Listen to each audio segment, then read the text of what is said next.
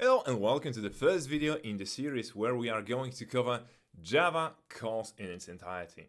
This is of course going to be a bit of a longer project, but first we want to start with the Java basics of basics, meaning like what actually an application is composed of, where does Java come in, and what exactly we need to do to be able to write any sort of code in Java.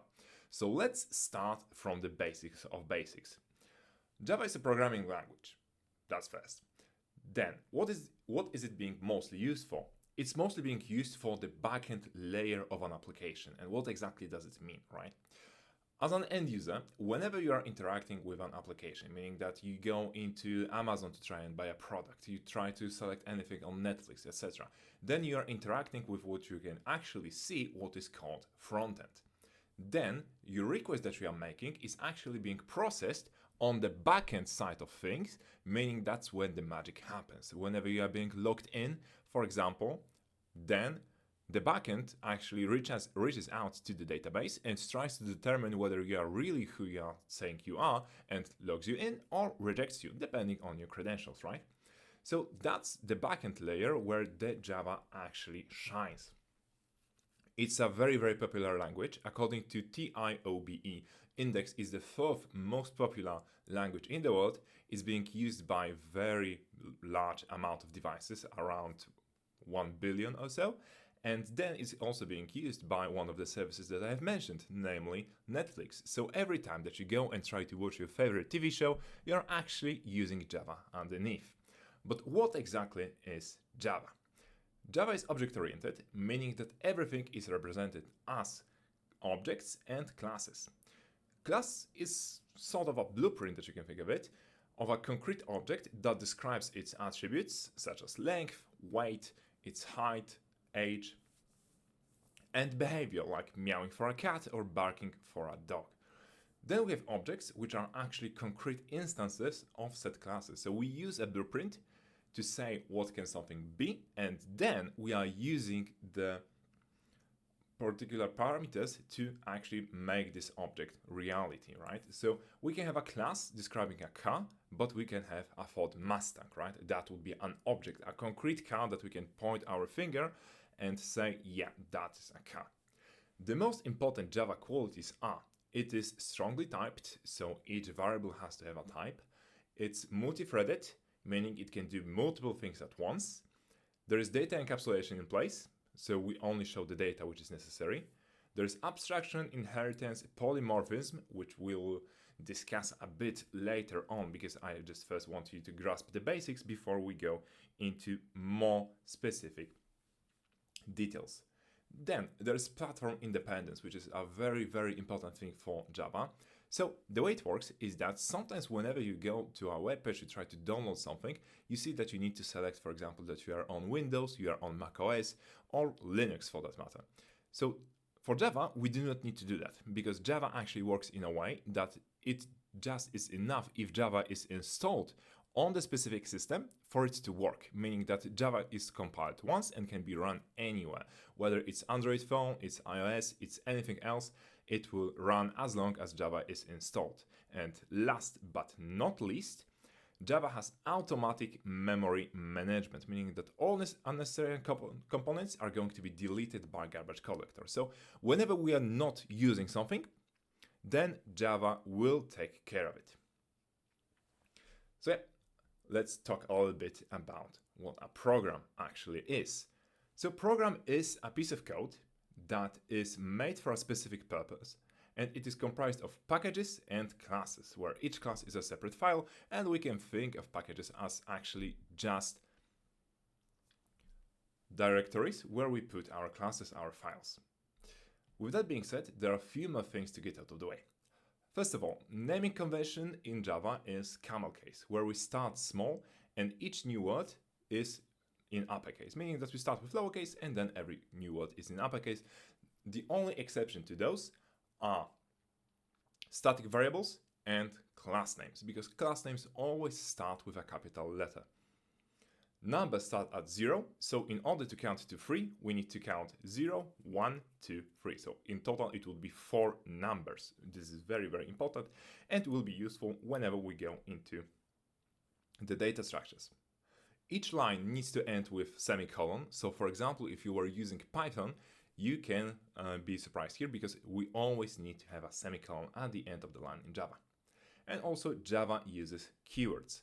Those will be marked in cursive whenever we are using a file or they are being talked about.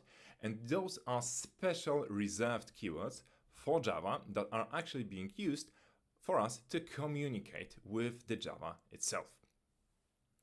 So those are like very basic, right? Like, you know what Java is, that is a programming language and it has something to do with objects, right? So now, what do you actually need to do to install Java and to actually start any sort of work on that? First of all, go into the file which is linked to this video, and there you can get, first of all the information that will be done during this module in this playlist, and all the convenient information and for your convenience so that you can see exactly what I'm talking about and even read upon it if you prefer to read it. And then of course all the exercises and all the key points will be there. But the most important part is that now we want to get our hands dirty. We want to install Java and we want to actually try to code something and run our first program. For that we will need two things. We will need to install Java and our IDE, which is Integrated Development Environment. First, about Java. Currently, most likely on your system you have Java installed, but this is Java runtime environment, meaning that this is something that is being used to run Java, but not to develop Java, which is a big difference. And now what we will actually need is JDK, which is Java Development Kit, which allows us to not only run Java, but also create programs in it, to create our own code. So that is our necessary step. And then the other step is going to be getting the IDE, which is going to be IntelliJ IDEA. If you are in the group, you will be getting from myself a license to IntelliJ IDEA Ultimate Edition. If not, then go ahead and download the free version, the Community Edition, which is free, first of all, and will not really differ that much until we get into Spring and some more advanced frameworks to work with. After you are done with it, then you will essentially see something like that which you see on your screen. So we need to create a new project. And in order to do that, I just go ahead, click Create New Project, and let's see what is available for me. First of all, on the left-hand side, please select Java as the new project and not any of those generators. Those are a bit more advanced. We'll be using some of those later on. As for the name, for me it's going to be First Project. For you, it can be whatever you would like. As build system, let's get IntelliJ. For JDK, select the one that you have downloaded, and then let's also use add sample code. You can also have generate code with onboarding tips about some shortcuts and keystrokes that you can use to make your life easier, but I will also be talking about them in a little while. Advanced settings currently do not really interest us at all. Let's leave them as they are. So with that being said, let's just click on Create, and then you will be presented with something along those lines. What you see here is actually the entry point to anything that we want to run in Java.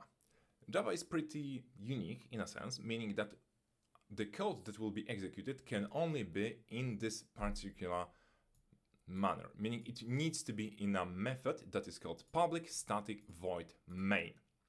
And only the code that is between those curly brackets that will be executed upon pushing this play button on the left. So in the project structure, we can see we've got some packages, in this case source, where we have our class main, which is also called the same as you can see here in the file. Those names need to be the same. So the one on the left and the one in the file itself, public class main. So yeah, there we have it, our public static void main, which is our entry point to anything that we want to actually run within Java. So with that being said, let's just go ahead and try to run our first program. Let's just click the play button, select run main.main option, or rather you could press Ctrl+Shift F10 if you're on Windows. So let's just click it, it builds, and then we can see our first communication with the world, meaning hello world, which is just a really standard procedure whenever you are running your first program in your new programming language. So yeah, that's a very good first step. Please go ahead and reproduce it on your own. create your first project, write out hello world, because I also forgot to mention one thing what is actually here, because hello world is pretty self-explanatory, but here system out println is actually a Java instruction that means print out a new line, and what will be printed out is anything that we'll put in quotes in the parentheses over here. So this is also very important. So go ahead, print out hello world, print out whichever you would like to communicate in your first program, because as of right now, when you hit this play button, your life is going to change, because you will be officially a Java programmer with your first program out of the way. In the next video, we are going to be talking a little bit about the data types, about variables, and what can we actually do to spice things up a little bit and not write out only hello world, but also numbers and other stuff that would be interesting in the future. So see you in the next video.